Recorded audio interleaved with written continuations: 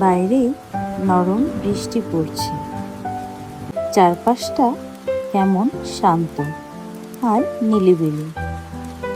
এইরকম একটা বিকেলে একটু গরম কিছু খেতে ইচ্ছা করে। চলো আজ খুব সহজ করে একটা মজার ফ্রাইড রাইস বানাই।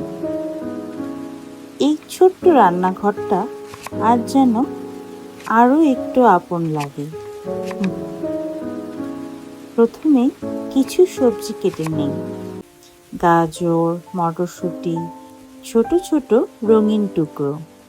দেখলেই মনটা ভালো হয়ে যায়। আবার কড়াইটা হালকা গরম করে নিন। একটু তেল, তারপর রসুন, পেঁয়াজ। ঘ্রাণটা ধীরে ধীরে ছড়িয়ে পড়ছে। এবার সবজিগুলো দিয়ে দেই।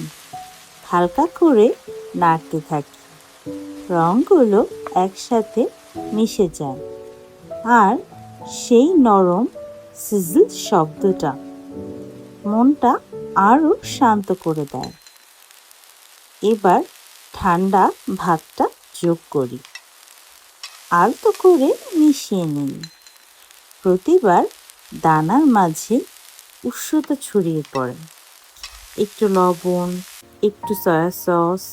ধীরে ধীরে সব কিছু একসাথে মিশে যায়। সবশেষে গরম গরম ফ্রাইড রাইস একটা ছোট্ট প্লেটে তুলে দেই। বাইরে এখনো বৃষ্টি পড়ছে জানালার চারিপাশে।